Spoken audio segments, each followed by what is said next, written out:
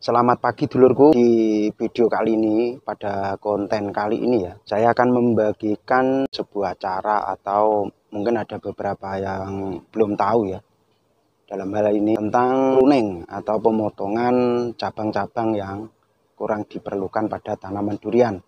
Walaupun cabang ini nanti kita biarkan, pada akhirnya ya fungsinya kurang pada durian ini. Yang contohnya cabang yang ada paling bawah sendiri. Ini kalau dibiarkan karena sangat dekat dengan tanah, mungkin jaraknya sekitar 50 cm atau setengah meter ya. Ini tidak akan berproduksi ya, walaupun berbuah itu tidak maksimal. Dan kerugian yang lain kalau kita biarkan, nutrisi akan terserap pada cabang bawah ini, jadi akan menghambat pada posisi atau keberadaan cabang-cabang yang ada di atas sana. Karena nutrisinya terserap di sini. Yang pertama, cabang ini kurang produksi apabila kita buahkan. Nah, pada akhirnya nanti akan mati juga. Walaupun kita biarkan akan mati. Yang kedua, kurang produksi untuk menghasilkan buah. Nah, yang selanjutnya ya tentunya harus kita eksekusi, harus kita buang untuk memaksimalkan cabang-cabang yang ada di atas sana, yang ada di paling atas sana. Jadi ada beberapa langkah pemotongan atau pruning yang mau kita lakukan. Yang pertama, cabang bagian bawah. Jadi usahakan dari tanah itu kurang lebihnya ya sekitar 80 cm dari tanah. Nanti kalaupun kurang dari 80 cm, cabang itu agak turun ke bawah dekat dengan tanah ya, terkena rumput-rumput yang ada di bawah karena kita kurang waktu untuk membersihkan. Jadi ketika kena rumput itu nanti ujungnya ya rentan terhadap serangan hama atau penyakit. Usahakan yang ada cabang itu agak di atas sedikit, 80 cm dari tanah itu sudah ya lumayan lah. Ya ada juga yang lebih, itu lebih baik 1 meter atau 1,20 meter ya. Jadi ya kita eksekusi saja. Sebenarnya ya sayang kalau dipotong karena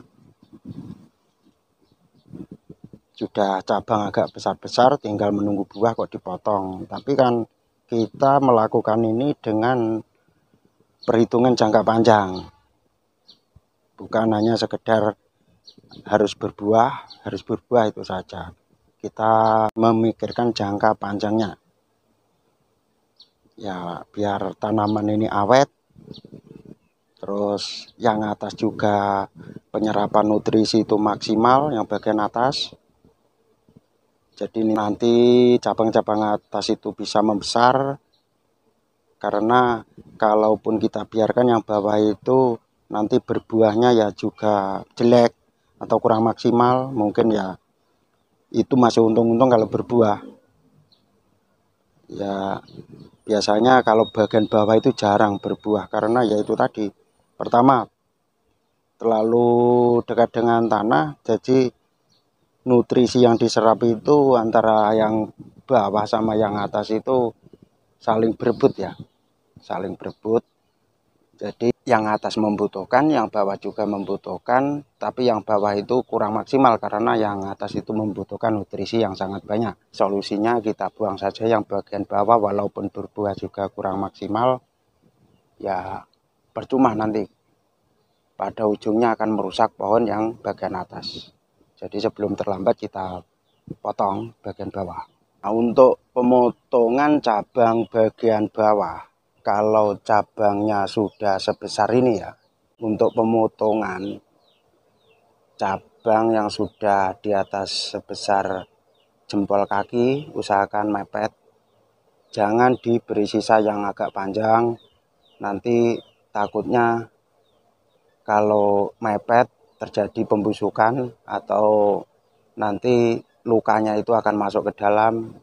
Tidak kalau untuk cabang yang besar. Malah kalau dibiarkan agak jauh, pemotongan segini kurang lebih 10 cm atau di atasnya, nanti bisa menyebabkan jamur karena di sini mengering, terkena air hujan. Jadi serangan penyakit itu sangat mudah sekali menyerang dari bekas pemotongan cabang. Karena ketika terkena air hujan itu kan ya lembab. Selain itu kalau di area yang agak kurang sinar matahari, lembabannya itu lama. Jadi jamur akan mudah menyerang dari bekas potongan. Jadi akan merembet terus ke bagian batang. Jadi usahakan mepet saja, tapi dengan cara pemotongan miring. Dengan cara pemotongan miring ya. Nanti akan saya beri contoh untuk pemotongan biar aman dari serangan jamur. Sebenarnya ini mau memunculkan bunga ya. Calon bunga sudah mau muncul bintik-bintiknya seperti ini. Nah, ini bintik-bintik calon bunga sudah muncul. Nah, seperti ini bintik-bintik calon bunga. Terus sampai di sini juga ada ini bintik calon bunga. Nah, itu bintik-bintik calon bunga. Nah, banyak sekali. Nah, seperti ini. Calon bunga itu biasanya keluar di bekas pruning. Jadi bekas pruning itu kan ada istilah cincin ya. Setiap ada cabang yang kita pruning nanti meninggalkan cincin. Di situ kan ada cincin-cincin atau guratan-guratan itu ya di bekas cabang-cabang itu. Nah, ketika kita pruning kebanyakan ya di situ. Di bekas pruningan itu tadi, tapi nunggu pruningan pulih ya, pulih normal, tertutup jadi ada kayak bekas cincin, contohnya seperti ini juga mau keluar calon bunga, ini ada bintik kecil seperti ini, ada bintik-bintik, seperti ini ada bintik-bintik kecil, ini dulu bekas cabang sewaktu masih kecil kita pruning, terus pulih, akhirnya ada bentuk cincin-cincin itu. Ketika pulih ya mengeluarkan seperti ini, calon bunga seperti ini. Ini ya bekas pruningan, ini bekas potongannya masih belum pulih total, tapi di dekatnya ini sudah mau keluar bintik calon bunga seperti ini. Banyak sekali yang mau keluar. Ini mungkin sudah waktunya untuk berbunga, ini usia sekitar 4,5 tahun ya.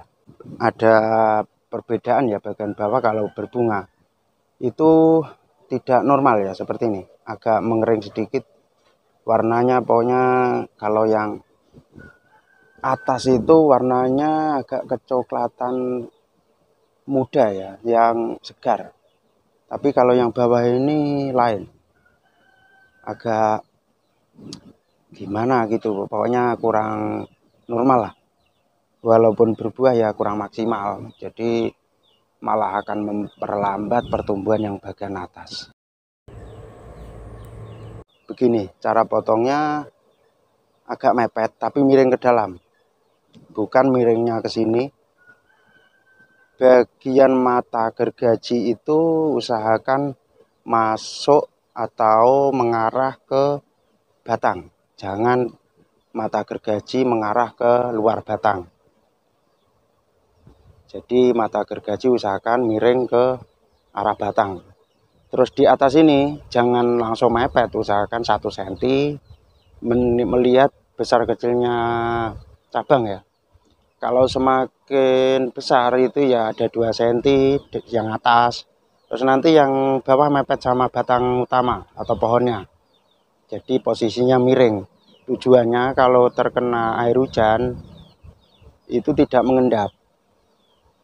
jadi tidak menampung air hujan yang menyebabkan pembusukan ataupun terjadinya jamur. Nah, kita eksekusi miring seperti ini. Ini sekitar jarak 1 cm, karena nanti di atas 1 cm yang di bawah mepet itu sudah ada kemiringan.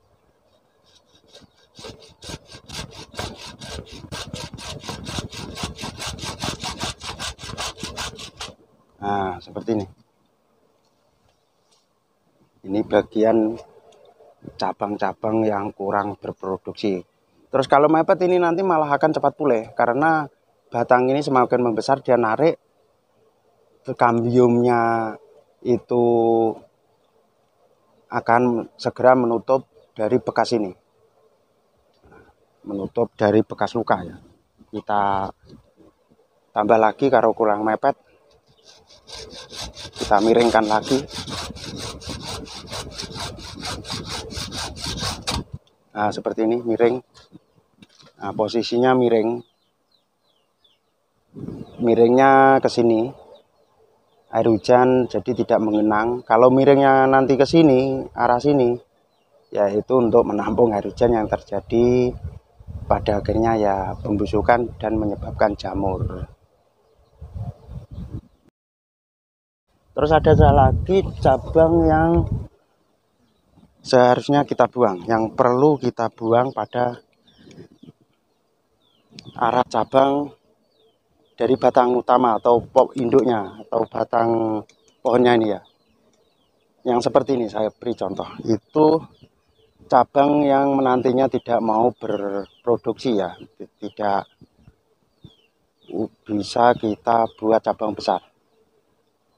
Yang masuk seperti ini ingin masuk. Ini ada lekuan, di sini ada lekuan, tidak rata. Ini masuk. Jadi seakan-akan atau seolah-olah cabang itu dari dalam sana. Karena ini tidak rata, ada lekukan masuk, di sini juga ada lekukan masuk. Jadi tidak rata. Yang seperti ini harus kita buang. Walaupun kita biarkan ya sia-sia, nanti pada akhirnya akan mati juga.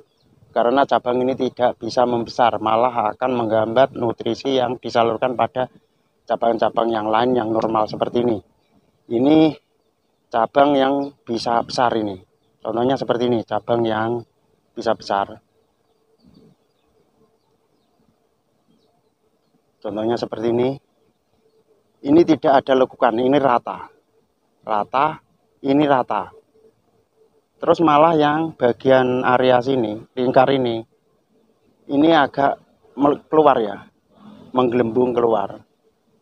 Nah, ini cabang yang harus kita biarkan, karena cabang ini bisa besar. Nutrisi itu fokus ke sini, jadi serapan nutrisi itu baik. Jadi ini harus kita biarkan, yang seperti ini. Ini rata, malah menggelembung, ini juga rata. Terus area lingkar sini menonjol, menggelembung, bukannya ke dalam ya, yang seperti ini. Ini ke dalam, ke dalam. Terus ini juga ke dalam, tidak rata. Terus seakan-akan ini cuma dari dalam, tumbuh atau muncul dari dalam. Ini pada akhirnya akan mati ini.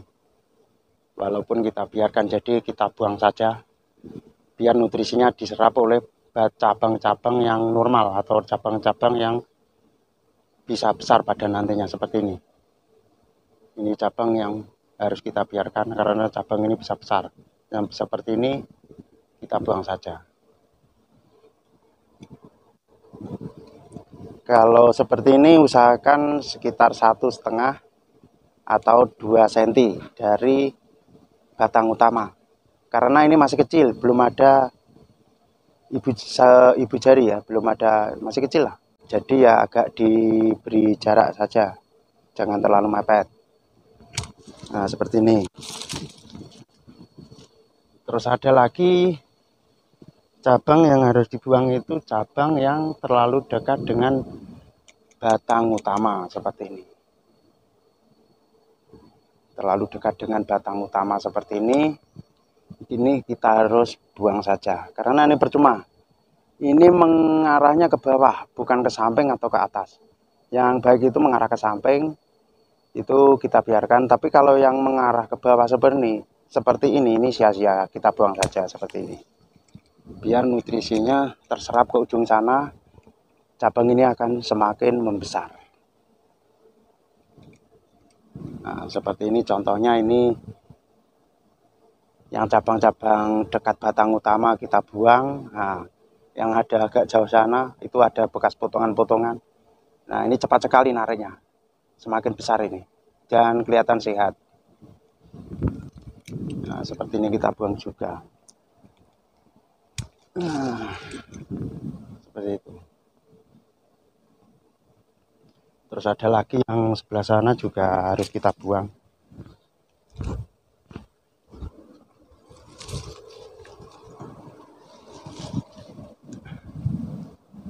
Nah, ini terlalu dekat dengan cabang utama. Ini. Terus posisinya ada di bawah, bukan di samping. Jadi ini walaupun kita biarkan ya kurang normal ya, kurang, nanti ya produksinya kurang, hanya menghambat yang ada di ujung sana. Jadi kita eksekusi saja, kita buang seperti ini, kita buang seperti ini. Nah, jadi usahakan mengarah ke samping biar nutrisinya maksimal.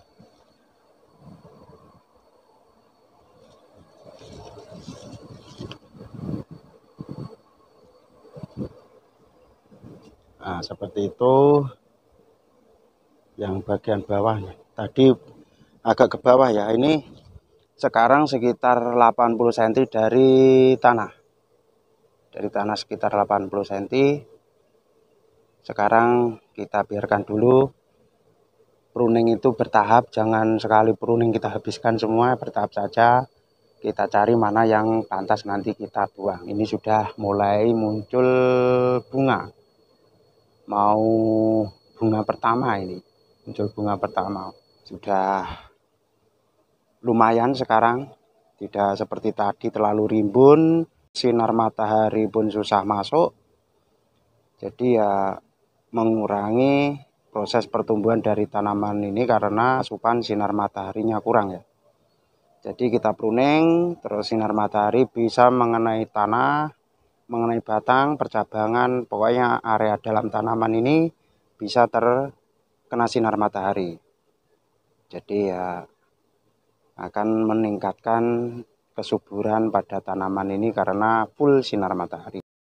Ini bekas pruningan tadi, ini lumayan banyak ya.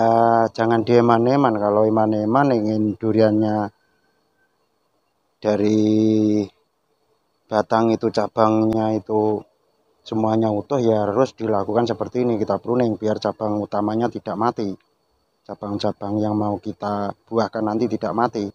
Nah, sekian dulu video dari saya Pojok Gunung, mungkin video kali ini bermanfaat. Untuk penonton Pojok Gunung, silakan video ini di subscribe, di like, di komen, dan juga dibagikan biar Pojok Gunung lebih semangat lagi membuat video-video selanjutnya.